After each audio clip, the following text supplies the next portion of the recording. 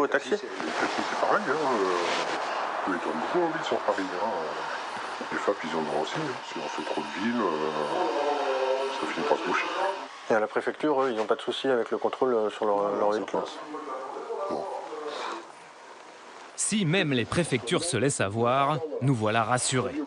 On a même droit à un souvenir, un bout de filtre. Et donc c'est ça qui se remplit de particules.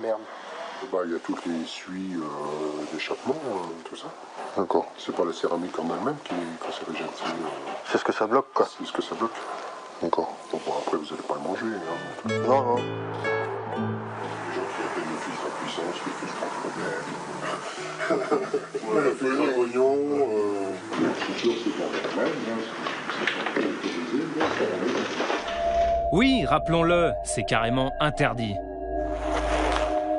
Sur leur site, les défapeurs l'indiquent d'ailleurs en tout petit. Après modification, les véhicules ne peuvent normalement plus circuler sur la voie publique. Donc, si vous vous faites attraper par la police, vous allez payer plein pot. Mais ça ne risque pas d'arriver. Si on arrive à faire bouger le bus, on va se faire de l'autre côté. T'attends ? Il suffit de passer quelques heures avec les policiers de la brigade anti-pollution de Paris pour comprendre pourquoi. Leur arme de service, c'est cette machine, un opacimètre, relié à ce gros ordinateur bleu. Ça, on arrive à contrôler quoi en termes de pollution atmosphérique avec cet appareil? On peut contrôler l'opacité pour les véhicules diesel et le monoxyde de carbone pour les véhicules essence. Quand vous mettez votre sonde ici, vous avez donc la fumée qui passe là. Qui va ici.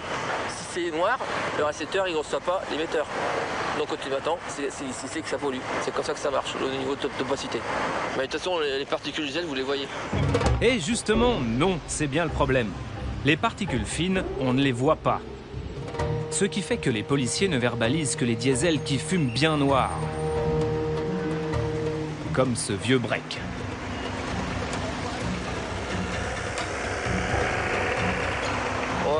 Ouais, ça fume un peu. Restez pas derrière. Ça fume beaucoup. Attendez. Donc là, l'appareil dit qu'il y a 9,99. Donc là, c'est au maximum. On peut pas aller plus haut, l'appareil. Bon, Ou bien encore ce petit camion.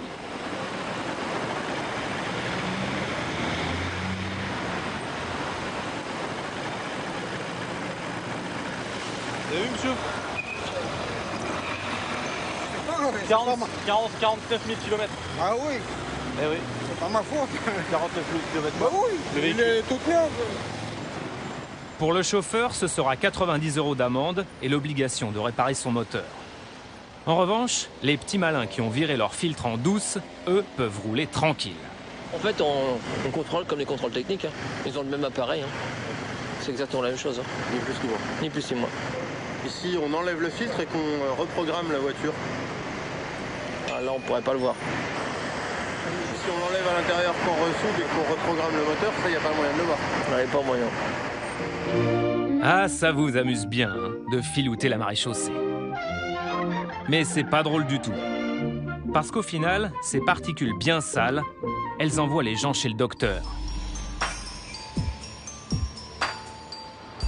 Comme la petite Chinaise. L'hôpital Trousseau, à Paris, Chinaise en connaîtra bientôt les couloirs par cœur. C'est ici que ses problèmes d'asthme sont suivis. Tous les 6 mois, elle y vient pour un contrôle. Elle toussait ou elle sifflait? Elle tousse. Elle tousse. Oui. C'est plus de la C'est toux plus de la important toux, oui. que des sifflements qu'elle prend. Oui. Ok. Mais tu es toujours un petit peu essoufflé, gêné pour respirer quand tu cours. D'accord. Des traitements comme celui que Chinaise doit suivre, ça coûte très cher à la collectivité. On ouvre grand, on met devant les dents, tu me donnes la petite pince. Allez, vas-y, go. Allez, vas-y, c'est super. Bravo. C'est parfait comme ça, tu continues. Selon les études, la seule pollution aux particules ultra fines coûterait entre 450 et 860 € par an et par habitant. Les conséquences pour la santé, ici on les connaît très bien. Le professeur Juste dirige le centre de l'asthme et des allergies de l'hôpital Trousseau. Lorsqu'il y a des pics de pollution, vous avez plus de consultations aux urgences des patients asthmatiques, plus de consultations médicales, plus d'utilisation de traitements secours bronchodilatateurs. Ça a été montré expérimentalement que certains types de pollution, comme la pollution diesel et particules, pouvaient entraîner des modifications immunes et fabriquer donc des anticorps allergiques. Donc créer de nouveau une allergie. Donc pas seulement de l'asthme, mais également l'allergie, notamment les allergies au pollen. Allez, on est parti. Des perspectives inquiétantes pour la santé des enfants comme Shainez, qui grandissent dans une soupe de polluants. À force de courir les salles d'attente, sa maman sait bien qu'il n'existe qu'un seul remède, le déménagement. Il disait quoi le docteur? Il vous conseille aussi de changer? Oui, de changer d'appartement. Comme tous les autres médecins, même dans les hôpitaux. Ils m'ont tous donné le même conseil, quoi. J'ai fait une demande, ça fait 3 ans, avec les certificats médicaux de Shainez et tout ça, et on attend toujours. Elle n'est pas la seule à recevoir le même conseil. Il suffit d'aller poser la question à l'assistante sociale de l'hôpital pour en avoir la confirmation. La famille Reski est sur une longue, très longue liste d'attente.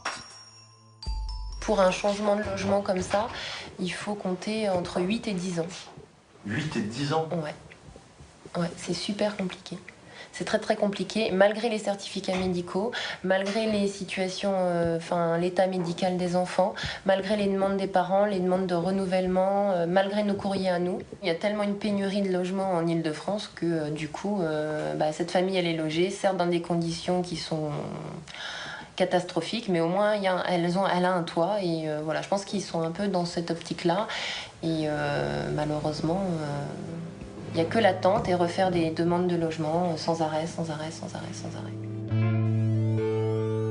Je vous remercie, bonne journée. Au revoir.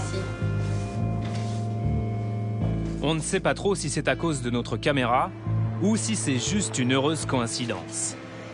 En tout cas, la famille Reski a été relogée un peu plus loin du périph' depuis ce tournage. Une exception, comparée aux milliers de familles qui n'ont pas eu cette chance. Ça serait super s'il suffisait de filmer les gens pour les sauver. Rêvons un instant ensemble. Si vous habitez au bord du périphérique ou à proximité d'une autoroute et que vous voulez changer de logement, écrivez à Cache Investigation, France 2, boulevard d'un monde meilleur. Élise Lucet et toute l'équipe de Cache vous aideront à déménager. La réalité est plus sombre. Le diesel, mauvais pour la santé, c'est tout sauf un scoop. Ça fait des années qu'on le sait. Les publications scientifiques sur le sujet se comptent par dizaines. Parmi celles-ci, le rapport du professeur Roussel, en 1983. Un des premiers en France à écrire que le diesel tue. On ne peut pas dire que ces recherches soient restées confidentielles. Elles faisaient même les titres du JT, à une époque où France 2 s'appelait encore Antenne 2. Un rapport accusateur pour la pollution automobile. Au premier rang des accusés, les moteurs diesel. Ils émettent dans l'atmosphère des particules riches en hydrocarbures qui peuvent pénétrer dans les bronches. Ces particules sont suspectées d'être cancérigènes.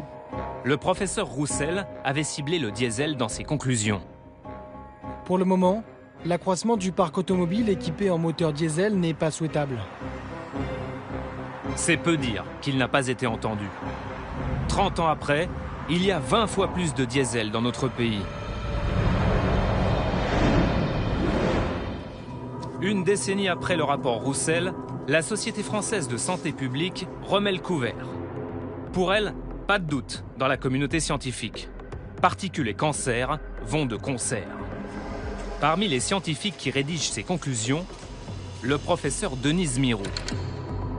Il s'en souvient très bien, lui, de cette fin du XXe siècle et du diesel roi. C'est une époque où la ville est asservie à la voiture. Où on organise l'espace urbain pour faciliter la mobilité individuelle et favoriser la voiture. C'est cette époque, il faut bien le souvenir, on est vraiment dans un autre monde. Un monde où les constructeurs font la sourde oreille face au concert d'avertissement des scientifiques.